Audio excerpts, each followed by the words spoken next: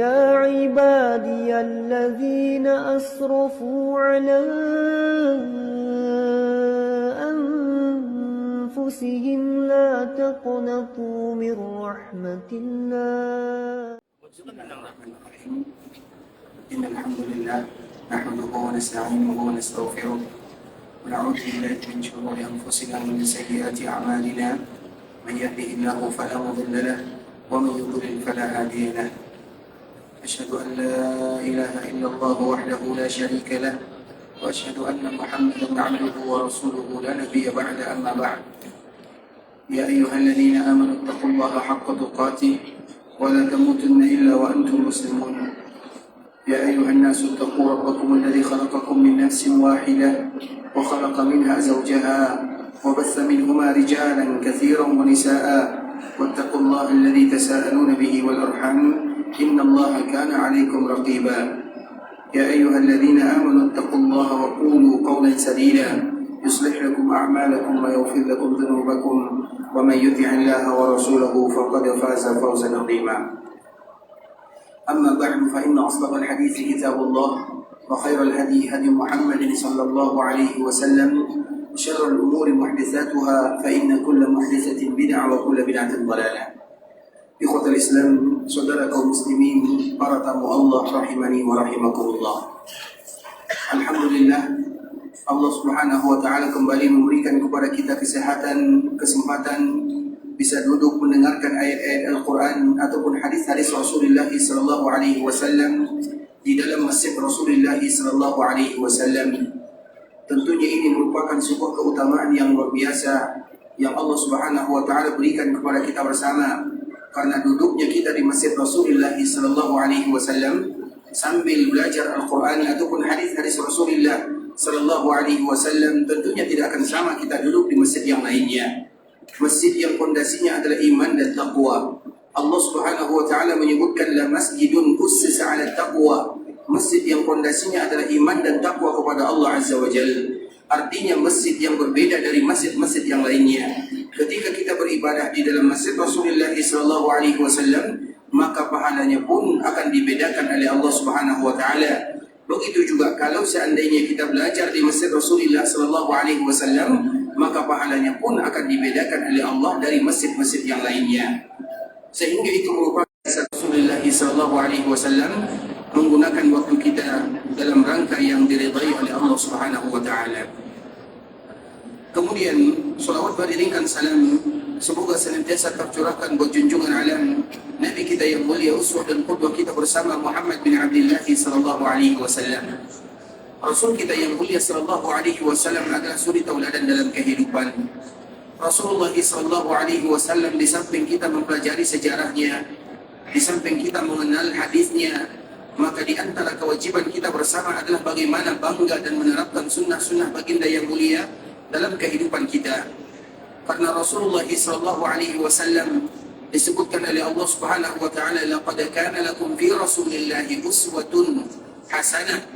Dan ini merupakan pujian bagi Allah Subhanahu wa taala atau pujian dari Allah kepada Nabi, yang mana Allah memberikan kemuliaan yang luar biasa kepada Rasulullah sallallahu alaihi wasallam, yang mana Nabi sallallahu alaihi wasallam merupakan panutan bagi umat manusia, bukan hanya panutan bagi umat Nabi sallallahu alaihi wasallam sahaja. Sehingga Allah Subhanahu wa taala ketika memberikan pujian atau dikala Allah menyebutkan di antara sifat para nabi yang lainnya, Allah Subhanahu wa taala menyebutkan sifat mereka secara khusus.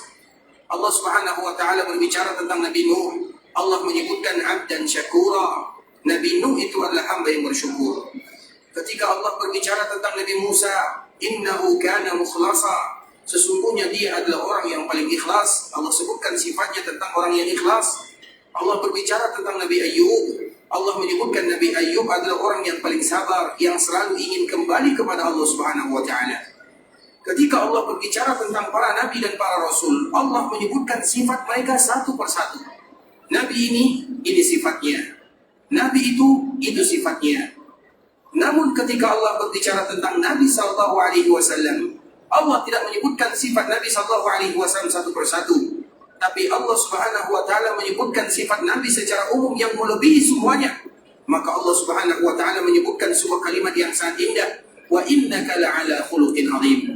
Dan engkau wahai Muhammad memiliki berada di atas rata-rata akhlak yang mulia.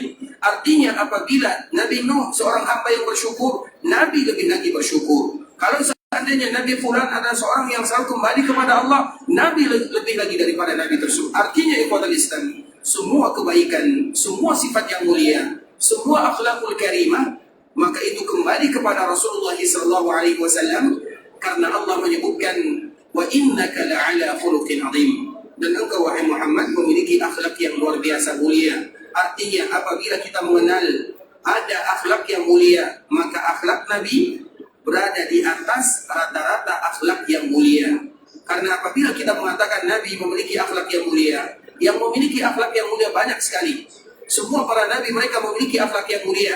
Tapi apabila kita menerjemahkan wa innaka la'ala, dan engkau berada di atasnya, artinya ada akhlak yang mulia, Nabi berada di atasnya.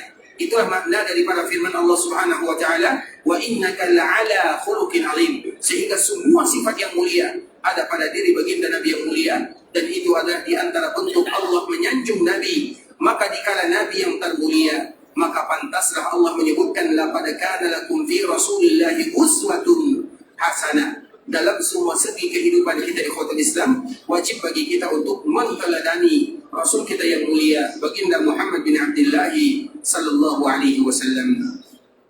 Dan kewajiban yang tidak boleh kita lupakan untuk Nabi kita yang mulia sallallahu alaihi wasallam adalah bagaimana mengucapkan salam dan selawat kepada baginda Nabi yang mulia. Karena Nabi sallallahu alaihi wasallam menyebutkan, inna awlan nasi bi yaumil qiyamah aktsaruhum alayya salata. Sesungguhnya mereka yang paling pantas terhadap diriku, artinya mereka yang bisa dekat dengan Nabi, atau mereka yang mendapatkan syafaat dari Nabi, mereka yang Nabi SAW memberikan kemuliaan kepada dirinya, semuanya masuk dalam hadis tersebut, adalah mereka yang paling banyak mengucapkan salawat kepada Rasulullah SAW. Oleh karenanya ikhwatul Islam, perbanyaklah mengucapkan salawat kepada baginda Nabi yang mulia SAW, agar kita betul-betul menjadi orang yang mencintai Nabi kita yang mulia, dan Nabi pun mencintai kita bersama. Allahumma salli ala Muhammad wa ala ali Muhammad kama sallaita ala Ibrahim wa ala ali Ibrahim innaka Hamidum Majid. Allahumma barik ala Muhammad wa ala ali Muhammad kama barakta ala Ibrahim wa ala ali Ibrahim innaka Hamidum Majid. Ikhwatul Islam, saudara kaum muslimin, para tamu Allah rahimani wa rahimakumullah. Pada pertemuan sebelumnya kita telah sedikit menjelaskan tentang akhir daripada kehidupan Rasulullah SAW, terutama siapa saja yang bersama Nabi SAW dan bagaimana kejadian yang terjadi kepada Rasul kita yang mulia SAW. Salah satunya adalah hadis yang dibawakan oleh ibunda kita Aisyah radhiyallahu taala anha yang dikeluarkan oleh Imam Bukhari, sebuah hadis yang menunjukkan bagaimana kemuliaan Nabi SAW dan bagaimana kemuliaan keluarga Rasulullah SAW. Kita ulang lagi hadis tersebut di ikhwatul Islam, yaitu ucapan yang disebutkan oleh ibunda kita Aisyah radhiyallahu taala anha, inna kunna azwajan Nabi sallallahu alaihi wasallam indahu jami'a. Ketika Nabi sallallahu alaihi wasallam sakit, maka kami keluarga Nabi, dan kita harus tahu bahwa istri Nabi mereka disebut dengan keluarga Nabi sallallahu alaihi wasallam. Jadi keluarga Nabi sallallahu alaihi wasallam bukan hanya keturunan Nabi sallallahu alaihi wasallam, karena memang semua istri Nabi tidak memberikan keturunan kepada Nabi kecuali dua. Yang pertama ibunda kita Khadijah, yang memberikan keturunan kepada Nabi 6 orang, Abdullah Qasim, Zainab Ruqayyah, Ummu Kulsum, dan Fatimah radhiyallahu taala anhum ajma'in. Kemudian yang kedua adalah Maria Al-Qibtiyah, yang memberikan keturunan kepada Nabi yang bernama Ibrahim, sama dengan nama kakek Nabi, yaitu Ibrahim alaihissalam. Sisanya daripada keluarga Nabi SAW tidak memberikan keturunan kepada Nabi. Nah, istri Nabi ini termasuk ke dalam kategori keluarga Nabi SAW. Makanya apabila kita menyebut dengan Ahlul Bait itu siapa? Ahlul Bait ikhwatul Islam, salah satunya termasuk keluarga Rasulullah SAW, istri Nabi, maka mereka juga disebut dengan Ahlul Bait, sebagaimana yang Allah Subhanahu wa taala sebutkan di dalam surah Al-Ahzab ketika Allah berbicara tentang keluarga Nabi sallallahu alaihi wasallam, terkhusus istri-istri Rasulullah sallallahu alaihi wasallam. Jadi keluarga Nabi, Ahlul Bait Nabi bukan hanya keturunan Nabi saja, tapi istri Nabi juga disebut dengan Ahlul Bait. Karena kita harus tahu daripada pengertian Ahlul Bait ini, ikhwatul Islam, yang mana kewajiban kita kepada Ahlul Bait ada yang harus kita lakukan. Karena itu merupakan keluarga Rasulullah SAW. Ahlul Bait atau kalimat Ahlul Bait sesuai dengan artinya. Ahlu artinya ahli, Al-Bait artinya rumah, yaitu mereka yang berada di rumah Nabi SAW. Maka tentunya yang paling pantas menjadi Ahlul Bait Nabi SAW adalah istri Nabi SAW. Jadi semua istri Nabi yang jumlahnya 11 orang, 9 yang selalu bersama Nabi SAW sampai Nabi diwafatkan oleh Allah, maka semua mereka disebut dengan Ahlul Bait atau disebut dengan Ahlul Bait. Sehingga antara Ahlul Bait dengan Ahlul Bait tidak bisa bagi kita untuk memisahkannya. Jangan pernah kita beranggapan Ahlul Bait Nabi SAW hanya keturunan dari Fatimah saja, dari Ali bin Abi Thalib saja, dari Hasan saja, dari Husain saja. Tidak. Keluarga Nabi SAW banyak. Bahkan ada yang menyebutkan keluarga Fadal, mereka juga disebut dengan Ahlul Bait atau disebut dengan Ahlul Bait. Jadi Ahlul Bait Nabi SAW yaitu mereka yang satu rumah, disebut dengan ahlu. Ahlu itu ahli, yang selalu ahli di sana. Al-Bait artinya rumah, itu mereka yang satu rumah dengan Nabi. Itu istilah yang dipakai di dalam bahasa menyebutkan Ahlul Bait. Dan yang paling pantas menjadi Ahlul Bait itu adalah istri-istri Rasulullah sallallahu alaihi wasallam. Kemudian Aisyah radhiyallahu taala anha mengatakan, "Fa aqbalat Fatimah alaiha salam tamshi." Maka tiba-tiba datang Fatimah radhiyallahu taala anha sambil berjalan. La wallahi ma takhfa mishyatuha min mishyati Rasulillah sallallahu alaihi wasallam. Dan kami tahu yang datang itu adalah Fatimah karena kami mengetahui itu adalah Fatimah dari gaya berjalannya. Karena gaya berjalan Fatimah sama dengan gaya berjalan Rasulullah sallallahu alaihi wasallam. Artinya ikhwatul Islam, berarti Fatimah radhiyallahu taala anha tidaklah diketahui oleh keluarga Nabi, oleh istri Nabi, oleh orang-orang yang melihatnya, kecuali dari gaya berjalannya. Karena memang kita harus tahu, keluarga Nabi SAW, baik itu putri Nabi ataupun istri-istri Nabi, adalah mereka yang menutup auratnya. Mereka adalah orang-orang yang menjaga auratnya. Bahkan setelah turun ayat hijab ikhwatul Islam, maka semua keluarga Nabi, baik itu istri Nabi ataupun putri Nabi, maka mereka semuanya menutup auratnya, terutama menutup hijabnya. Kita harus tahu ikhwatul Islam, hijab yang kita kenal dengan hijab itu adalah pakaiannya keluarga Rasulullah sallallahu alaihi wasallam. Walau para ulama mereka berbeda di sana. Ada yang mengatakan itu wajib, ada yang mengatakan itu sunnah. Kita tidak membahas perbedaan para ulama, tapi kita ingin mengetahui bagaimana pakaian keluarga baginda Nabi yang mulia, terutama putri Nabi sallallahu alaihi wasallam. Dan kita harus tahu ikhwatul Islam, ini nasihat untuk kami pribadi dan juga nasihat untuk kita bersama.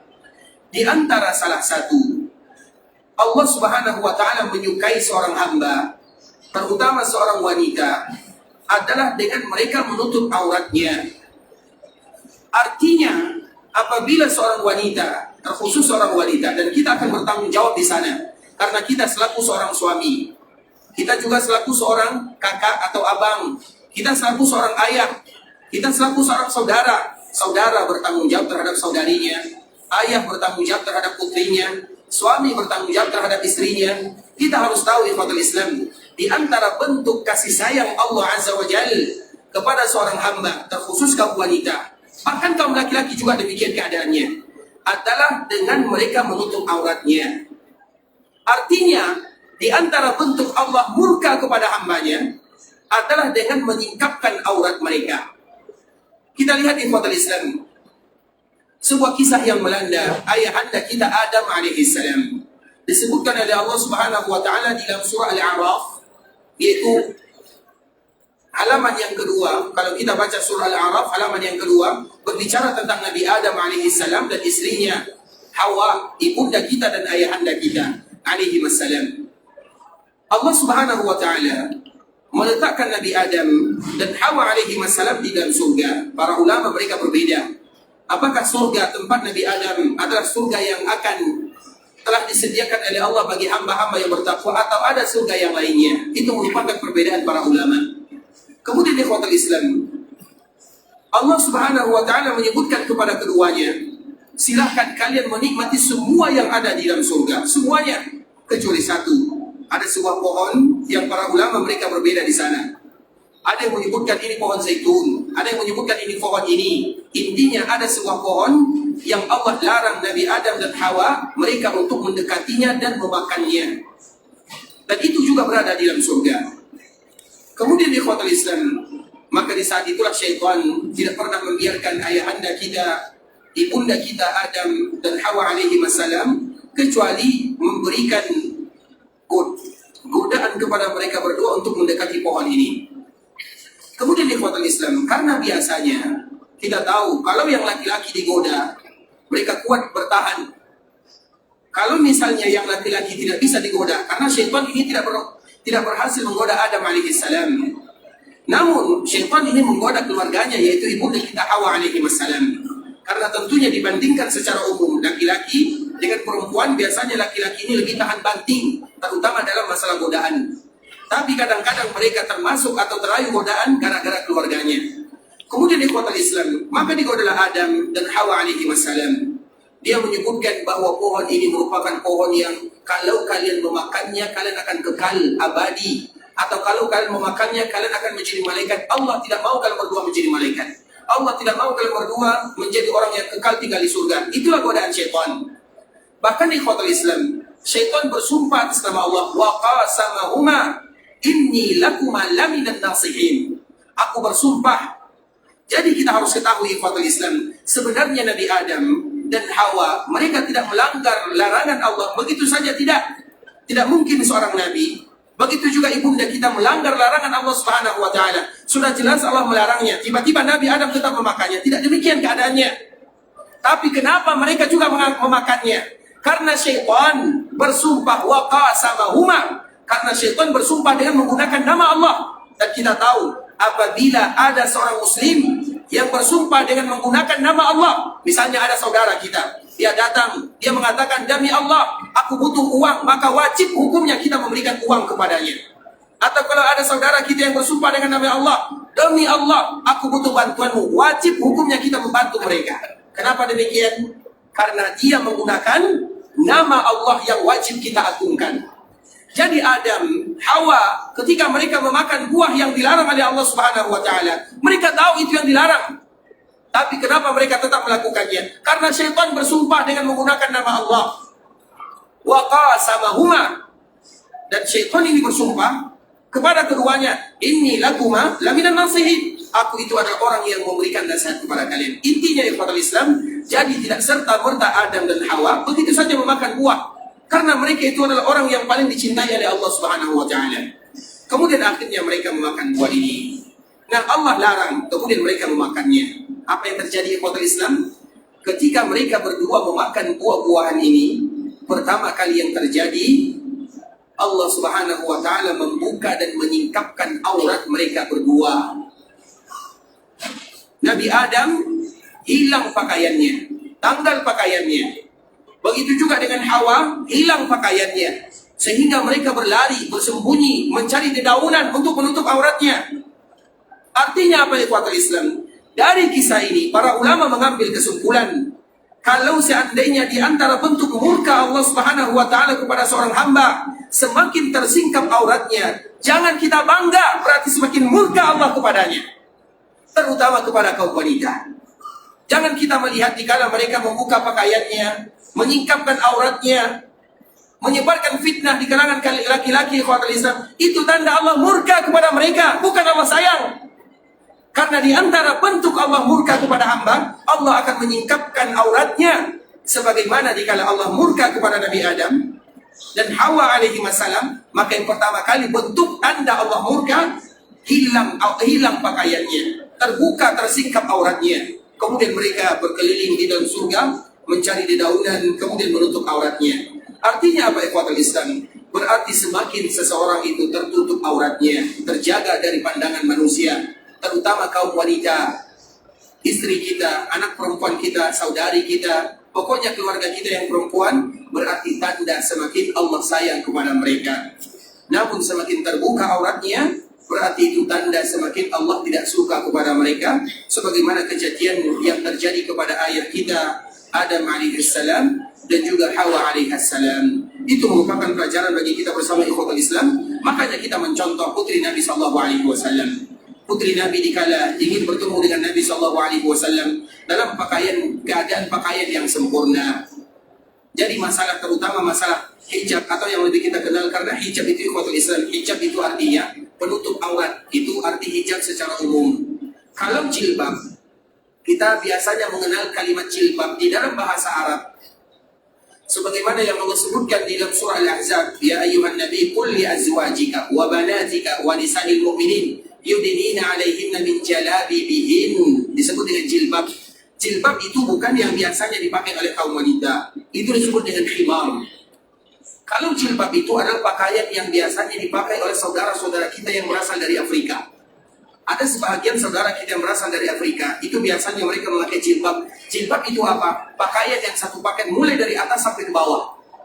Itu disebut dengan jilbab. Jadi jilbab itu yang menutupi mulai dari rambut sampai ujung kakinya. Dan kita biasanya melihat, terutama di tanah haram, sebahagian saudari-saudari kita yang berasal dari Afrika, itu yang mereka pakai. Baru itu dinamakan dengan jilbab. Sedangkan yang biasa dipakai sampai di sini, sampai di bawah, itu dinamakan dengan khimar.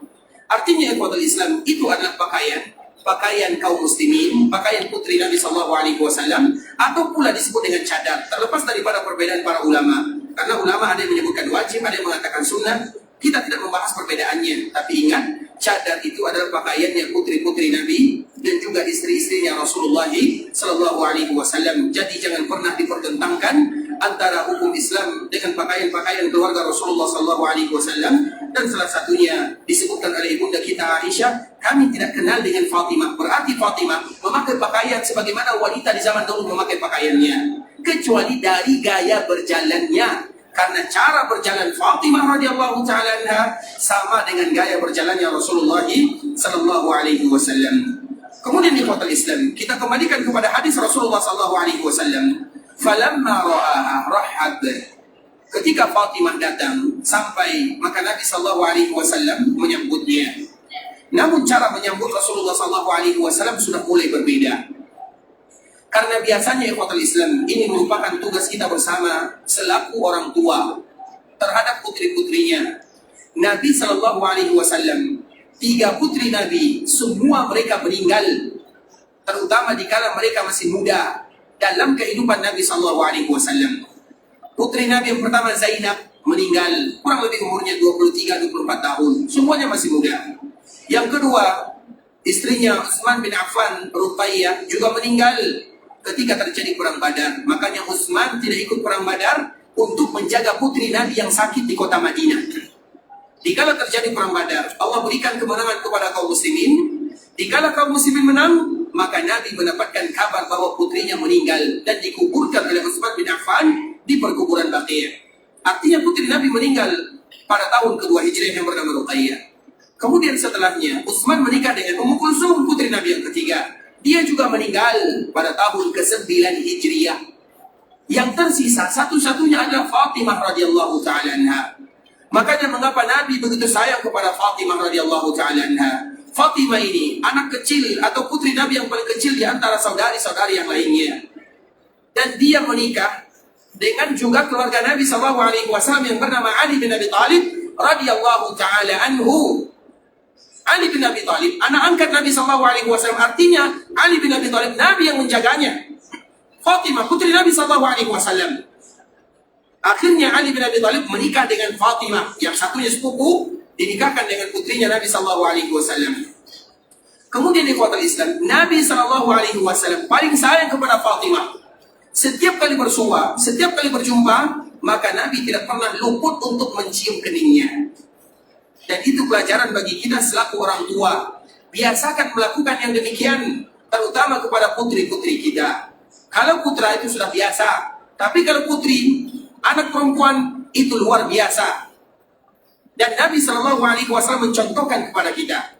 Setiap kali berjumpa dengan Fatimah radhiyallahu ta'ala anha, maka Nabi SAW bahagia. Seolah-olah Fatimah akan menghilangkan semua permasalahan yang dihadapi oleh Nabi SAW. Dan memang itu faktanya.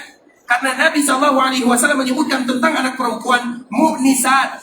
Mereka itu adalah tempat kita untuk berkasih sayang. Seolah-olah mereka akan menghilangkan gundah gelana permasalahan yang ada dalam kehidupan.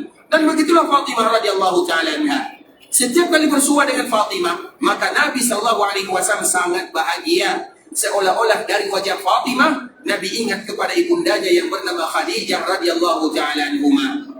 Kemudian di ikhwatal Islam, Nabi SAW selalu menyambut Fatimah, mencium keningnya, merangkulnya. Bahkan dikala Fatimah sudah menikah, Nabi tetap melakukan yang demikian. Bahkan dikala Fatimah sudah menikah, Nabi tetap melakukan yang demikian. Contohnya misalnya ikhwatal Islam, Fatimah ini pernah mengadu, mencari Nabi SAW. Kemudian dia datang ke rumah Nabi, Nabi tidak dijumpai di sana, ada keperluan di luar.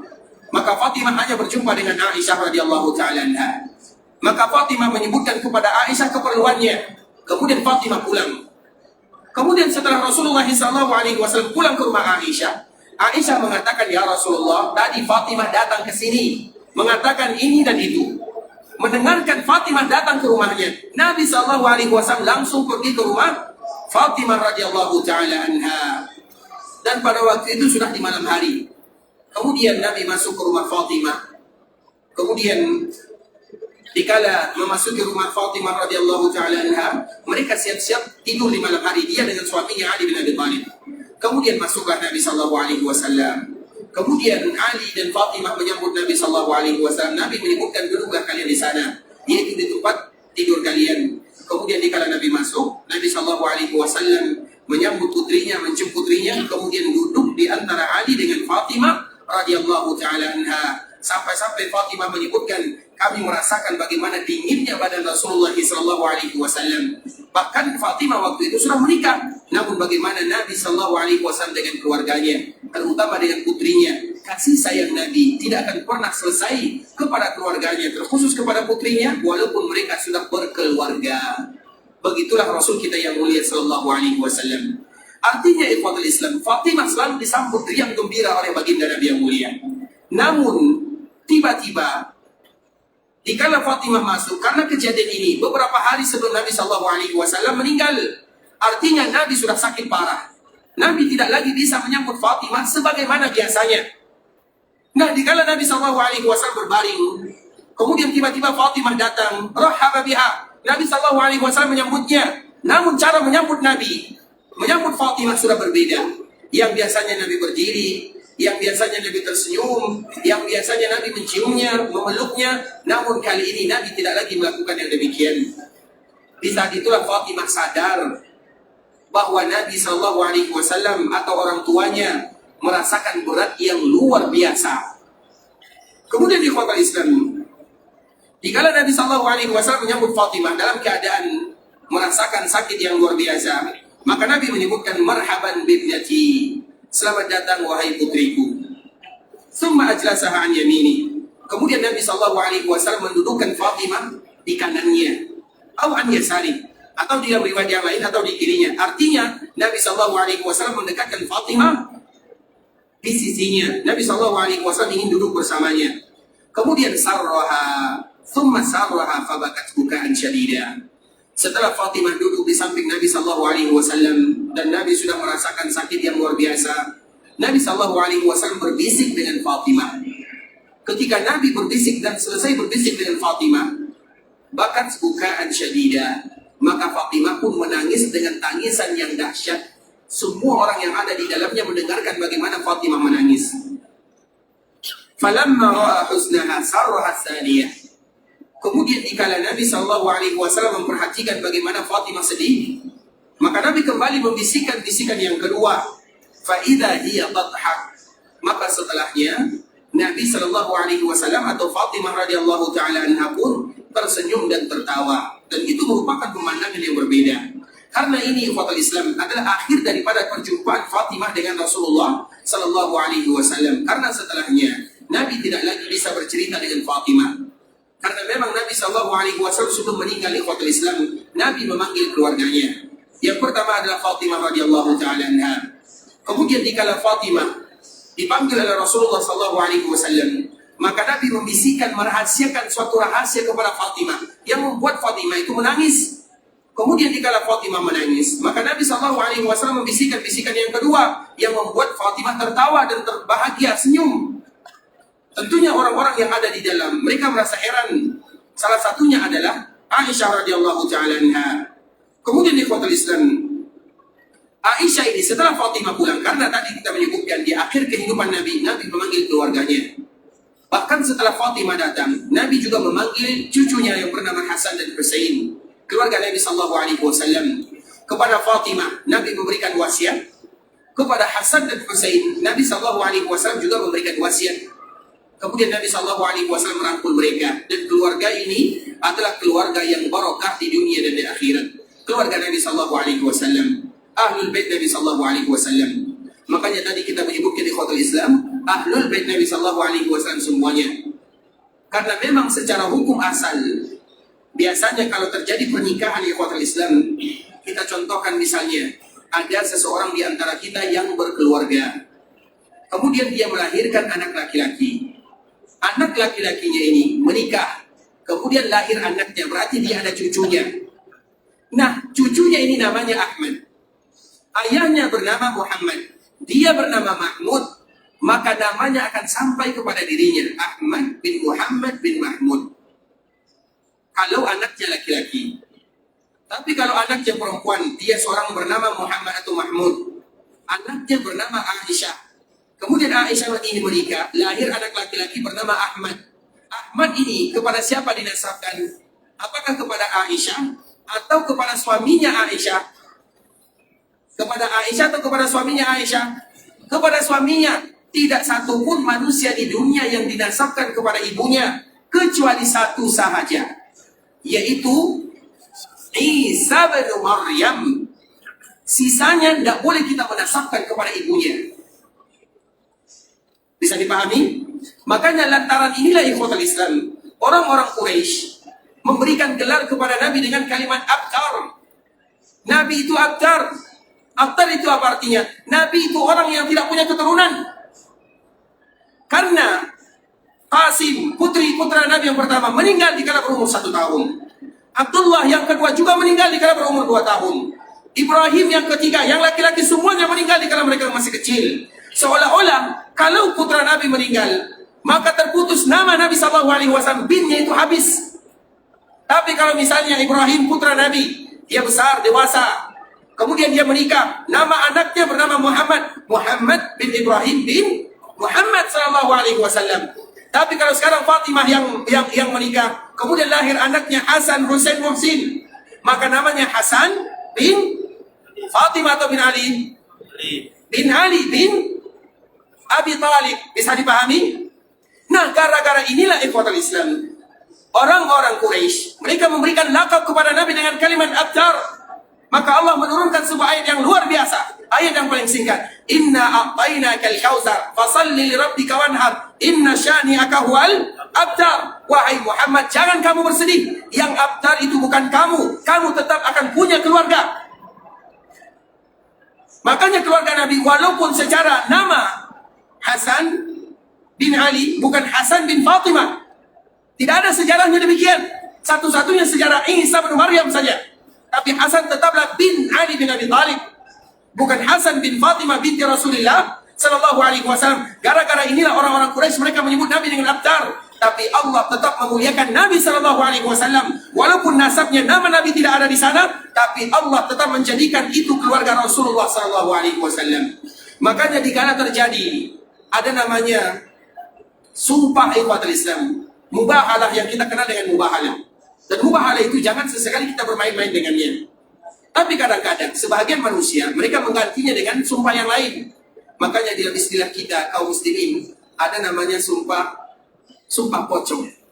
Pernah kita dengar sumpah pocong namanya? Kami tidak tahu bagaimana keadaannya. Mereka sebenarnya melakukan itu tujuannya bagus, untuk supaya tidak terjadi mubahalah, tapi caranya salah.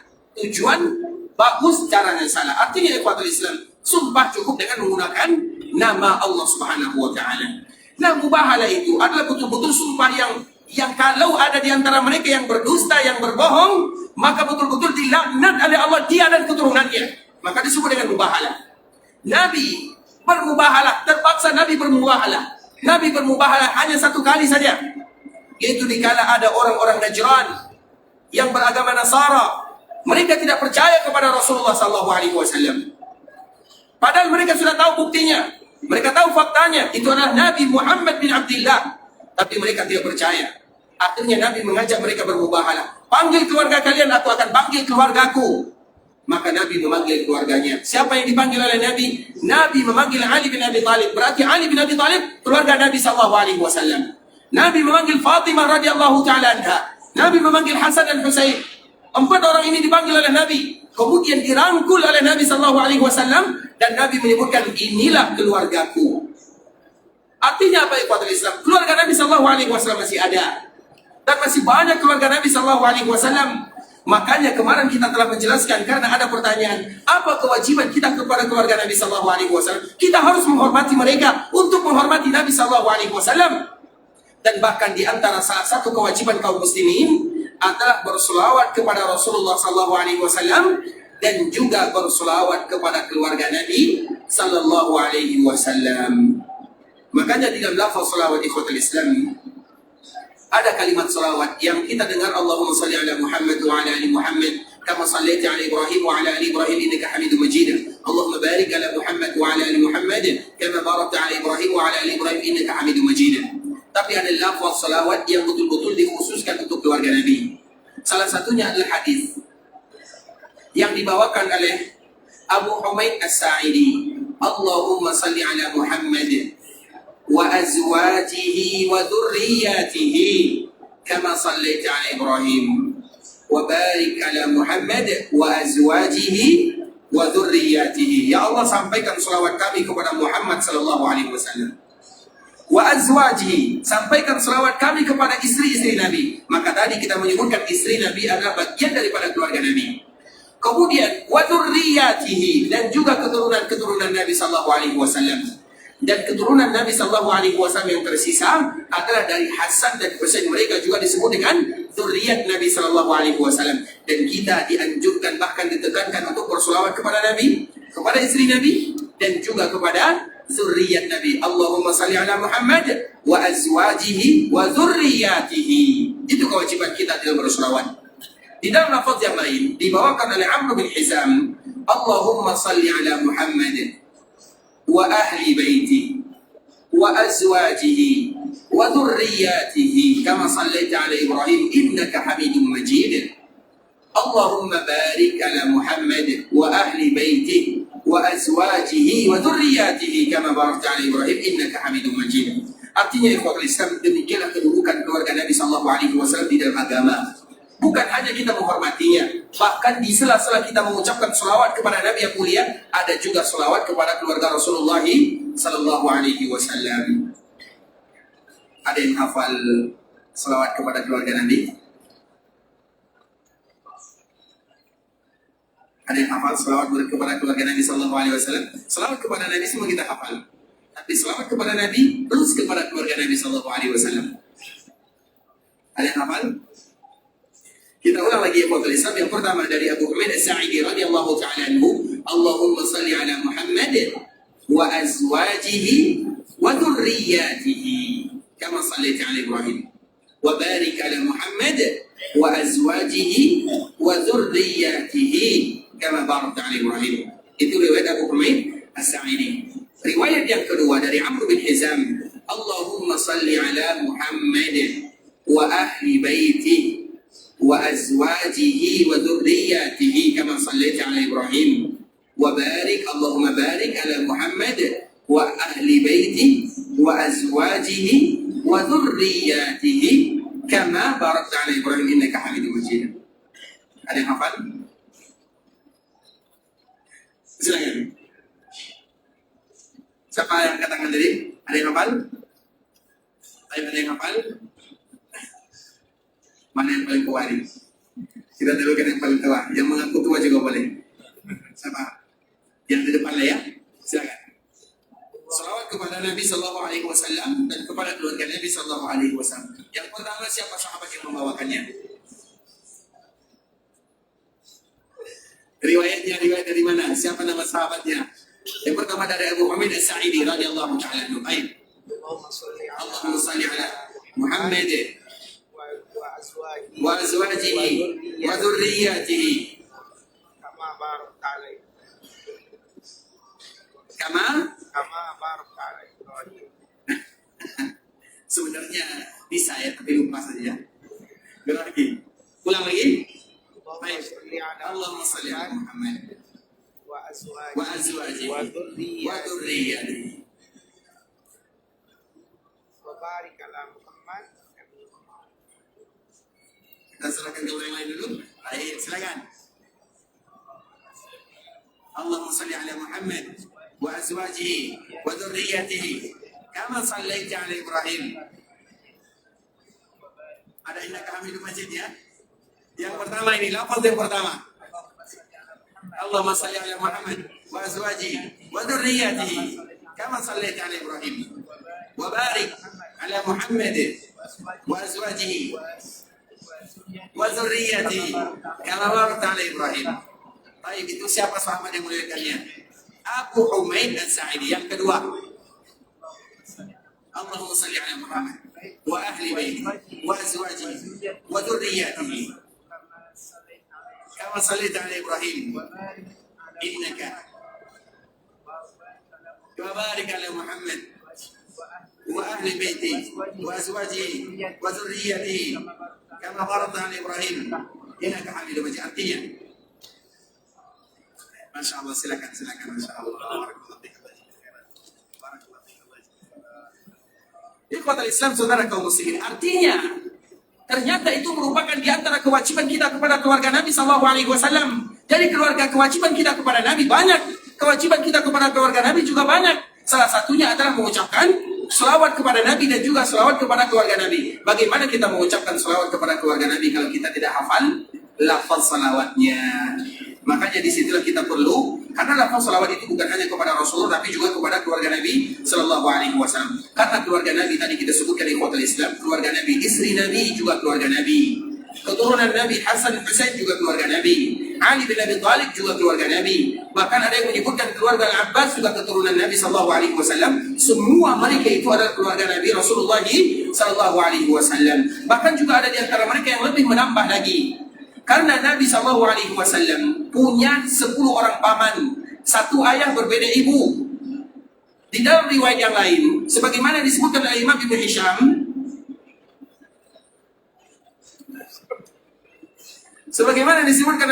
Hisham, paman Nabi itu ada yang menyebutkan 11, 12 atau 13 orang jumlahnya. Namun yang beriman atau yang berjumpa dengan Nabi ketika Nabi sudah menjadi Nabi dan menjadi Rasul hanya 4 orang saja. Dikala Nabi diutus oleh Allah menjadi Nabi dan menjadi Rasul, semua paman Nabi sudah wafat kecuali 4 orang yang tersisa.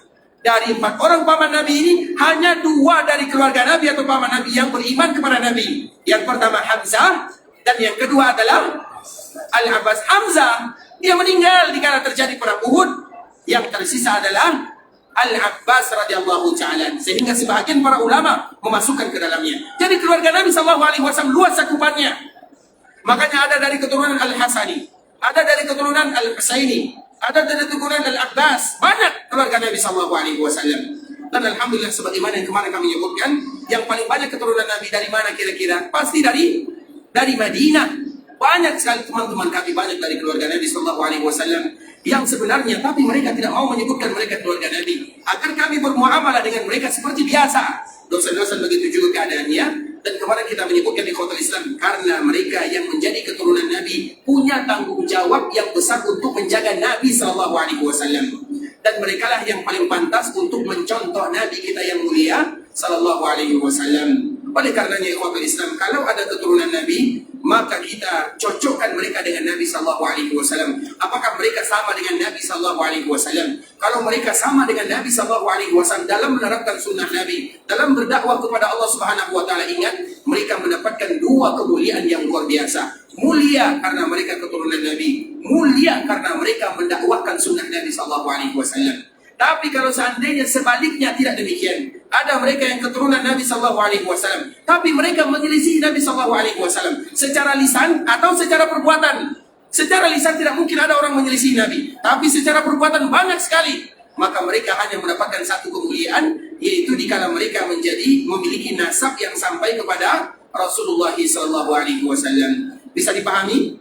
Dan setiap mereka yang mengaku keluarga Nabi dan keturunan Nabi, kewajiban kita percaya dan jangan banyak bertanya. Apa buktinya kamu keluarga Nabi? Apa buktinya kamu zuriat Nabi? Itu bukan urusan kita. Urusan kita percaya untuk memuliakan baginda Nabi yang mulia sallallahu alaihi wasallam. Makanya untuk keluarga Nabi ini, ikhwatul Islam, ada dua kelompok yang kemarin kita belum sempat menjelaskannya. Di dalam sebuah kitab ada namanya An-Nasib, An-Nawasib, ada dua. Kalimatnya bahasanya sama. Yang satu disebut dengan nasib, nasibi. Yang kedua disebut dengan nawasibi.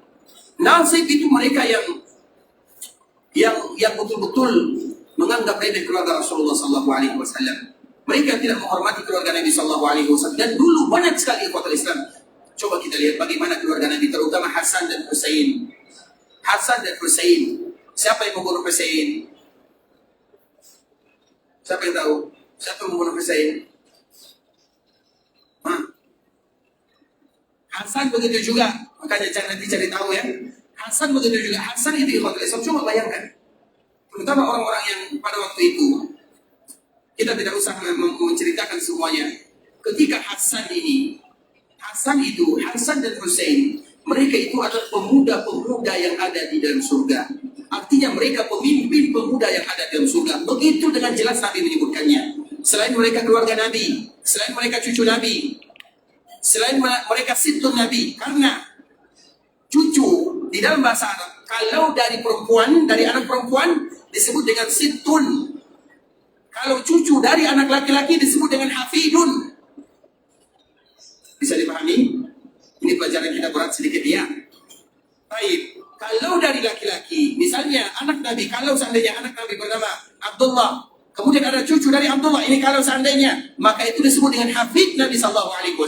Hafidnya. Tapi kalau dari anak perempuan cucu Nabi, maka disebut dengan situn. Makanya setiap kali berbicara tentang Hasan dan Husain, mereka disebut dengan situn sitai Rasulullah SAW. Cucu Nabi, karena disebut dengan situn, berasal dari putri Nabi SAW. Nabi dengan jelas menyebutkan, diangkatnya mereka berdua, Hasan dan Husain. Hasan dan Husain ini bukan kembar. Mereka ada berselisih 1 tahun.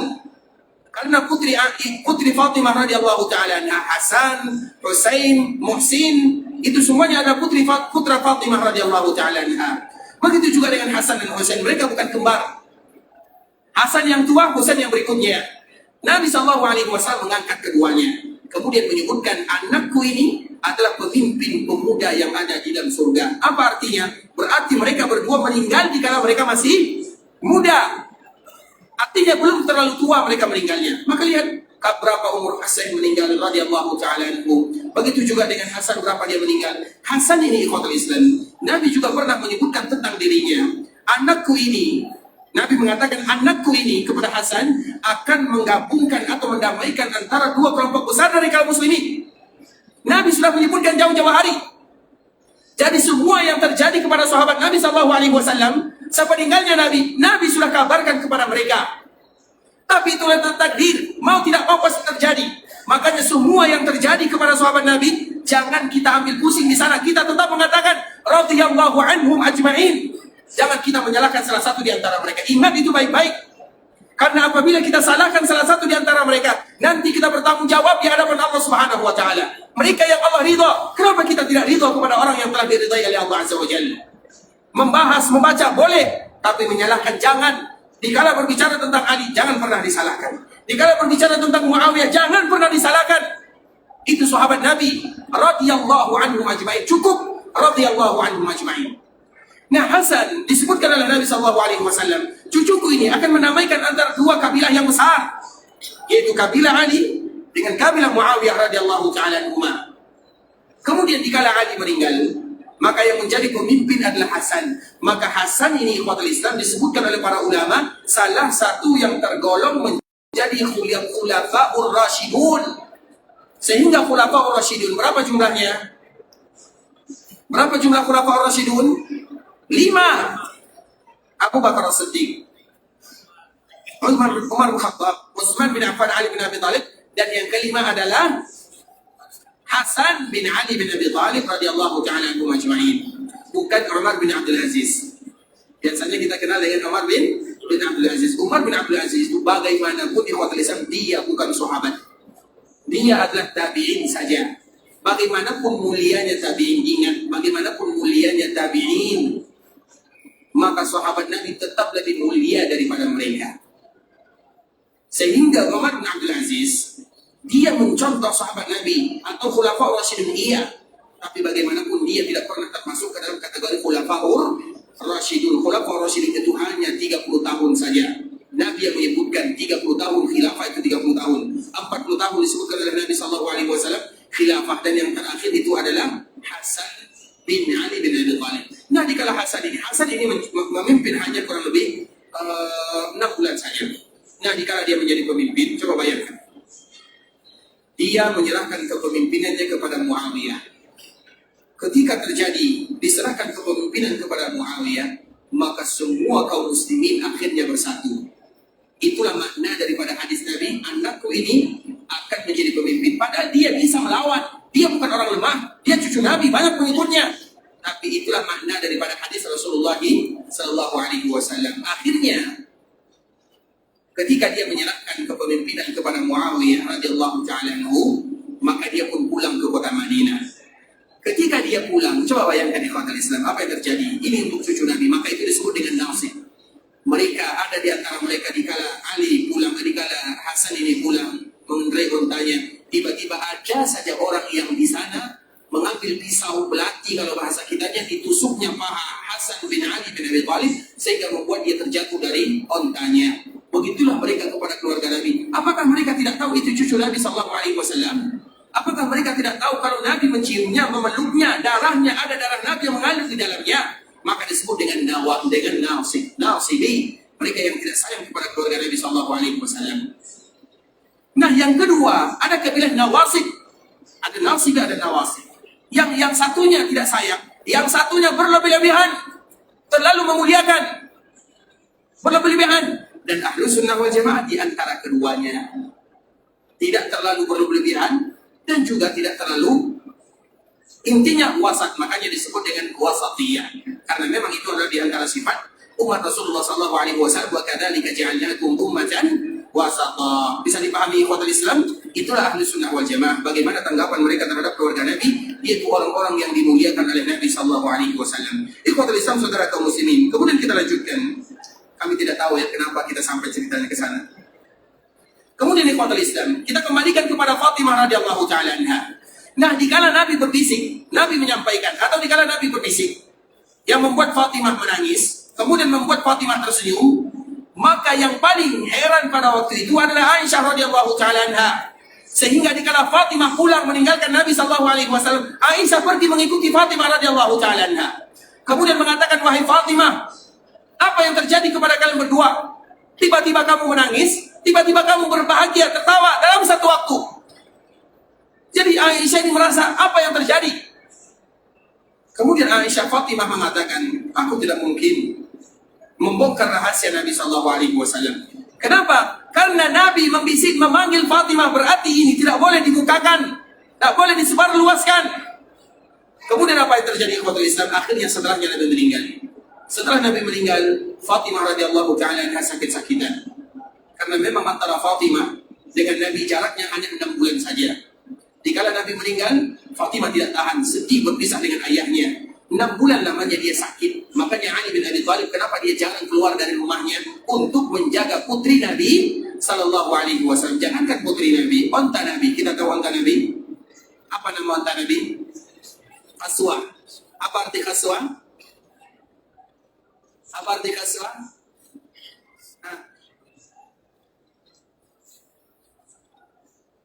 Karena kita tidak tahu dan tidak bisa kita sambung ya. Ikhwatul Islam, saudara kaum muslimin, barakallahu rahimani wa rahimakumullah. Besok kita sambung insyaallah sampai kita mendapatkan apa arti qaswa, karena ada cerita yang sangat indah di sana. Ikhwatul Islam, saudara kaum muslimin, para tetamu Allah rahimani wa rahimakumullah. Tentunya belajar tentang Nabi SAW merupakan kebahagiaan bagi kita bersama untuk lebih dekat dengan Rasulullah SAW, dan itulah yang kita inginkan. Terutama di masa akhir-akhir kehidupan Nabi SAW, banyak sejarah pelajaran yang bisa kita ambil di dalamnya, dan kita ingin termasuk orang-orang yang tahu tentang Rasulullah SAW, kejadian perjalanan sejarah Nabi SAW yang benar dari Allah Subhanahu Wa Taala, yang salah dari diri kami pribadi. karena kurangnya ilmu kami, karena kebodohan dan kejahilan kami. Kami mohon dimaafkan kalau ada kata-kata yang salah, kata-kata yang kurang berkenan di hati. Karena kita masih memiliki waktu kurang lebih 8 menit lagi ikhwatul Islam. Kalau ada di antara kita yang bertanya, kami persilakan. Silakan. Salam. Dari Bogor. Allah Akbar. Barakallahu fiik. Di luar konteks. Kalau di luar konteks cancel dulu lah ya. Silakan. Masalah umrah.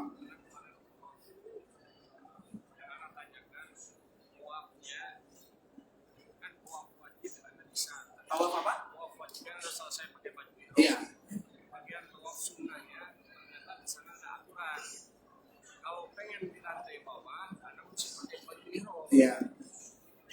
Jadi bagus. Anak-anak nggak segitu, tapi katanya ada fatwa ulama yang membolehkan. Tapi Anda nggak melaksanakan. Nah, itu gimana tinjauan secara syariat?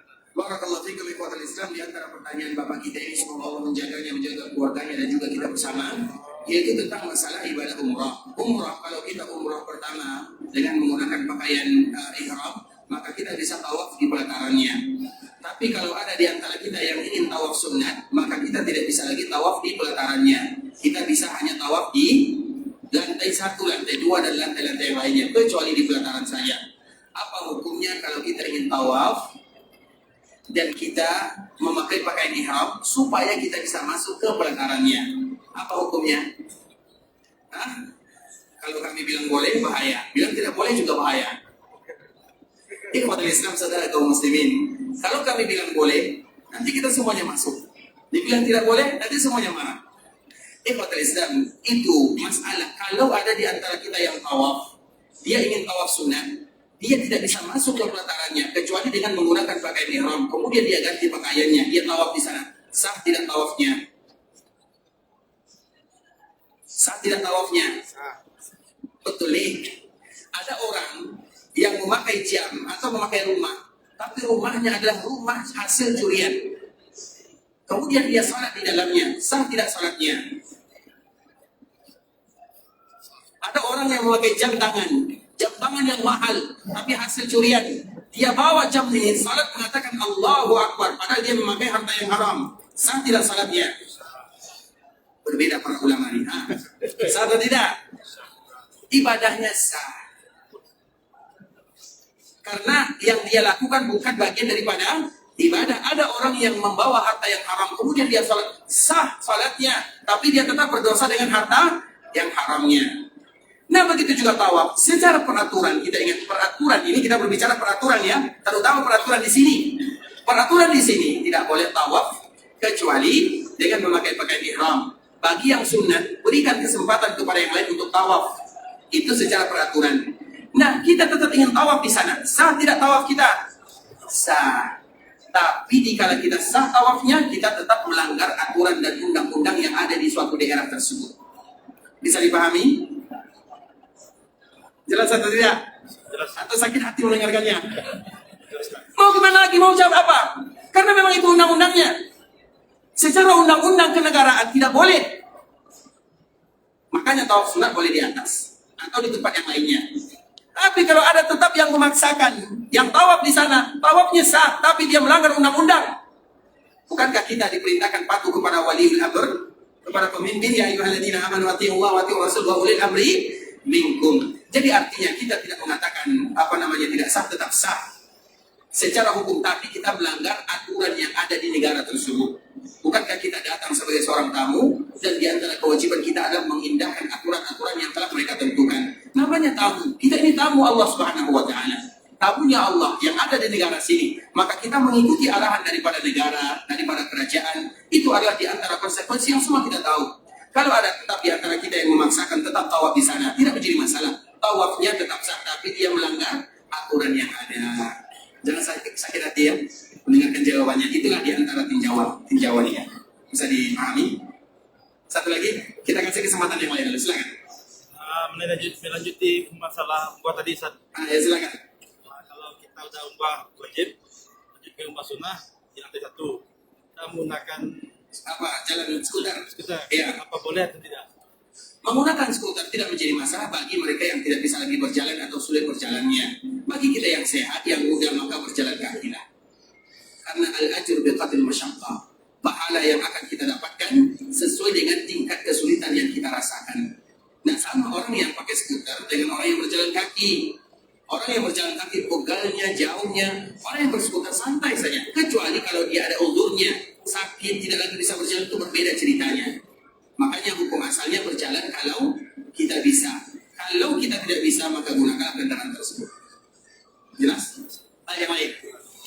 Silakan. Anjuran sering ke Allah. Barakallahu fiikum ikhwatul Islam. Kalau ada di antara kita berkesempatan untuk datang ke Raudhah, maka seringlah ke sana, tidak menjadi masalah. Raudhah itu bagian daripada Masjid Nabawi. Dan Raudhah itu adalah bagian di antara taman-taman surga. Kalau ada di antara kita yang diberikan kemudahan untuk selalu bisa datang ke Raudhah, datanglah ke sana. Karena tidak ada sesuatu pun yang diikatkan dengan Raudhah kecuali dia akan menyampaikan seseorang ke dalam surga yang sesungguhnya. Maka dianjurkan bagi kita untuk sering-sering datang kalau ada kesempatan dulu. Di awal-awal kami ke sini, Raudhah itu ada tempat yang mudah sekali untuk didatangi. Bahkan kami duduk di sana dari asar sampai isya, bahkan tidur-tiduran juga di sana tidak menjadi masalah. Alhamdulillah. Dulu, tapi sekarang setengah jam saja atau 15 menit saja kita sudah diusir darinya. Dan peraturannya cuma hanya 1 kali untuk para jemaah, maksimal 2 kali. Bisa dipahami? Intinya diikutilah peraturan yang ada, yang ditentukan dalam suatu negara tersebut. Baik, yang terakhir yang di belakang. Ya, silakan ya.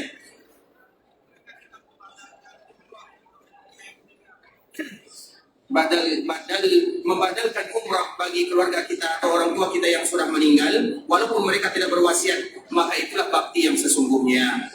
Makanya ikhwatul Islam, ada sebuah pertanyaan yang sama ditanyakan kepada Nabi, ya Rasulullah, orang tuaku sudah meninggal, kalau aku tahu, kalau dia sebelum meninggal, aku tahu dia pasti akan berwasiat. Maka apa kata Nabi? Lakukan walaupun orang tuamu tidak berwasiat. Dan semoga kita semua termasuk anak-anak yang berbakti kepada orang tua kita. Dan ingat ikhwatul Islam, untuk orang tua itu berbeda hukumnya. Kita ini umrah, kita beribadah, kita niatkan dan tidak kita niatkan, maka pahalanya tetap sampai kepada mereka. Kenapa demikian? Kita seperti ini karena orang tua kita. Apalagi kalau kita niatkan khusus untuk mereka. Semoga Allah ampunkan dosa kita dan dosa orang tua kita bersama. Bagi kita yang ingin pergi ke Mekah, semoga Allah mudahkan perjalanannya. Allah jadikan umrahnya adalah umrah yang mabrurah. Bagi kita yang ingin pulang kampung halaman, semoga Allah Subhanahu wa taala kembali kumpulkan mereka dengan keluarganya dalam keadaan sehat walafiat. Kita tutup dengan mengucapkan doa kafaratul majlis. Subhanakallahumma bihamdika asyhadu an la ilaha illa anta astaghfiruka wa atubu ilaik. Wa sallallahu wa sallim ala nabiyyina wa habibina wa khalilina wa sayyidina Muhammadin wa ala alihi wa sahbihi wa sallam tasliman katsira. Assalamualaikum warahmatullahi wabarakatuh.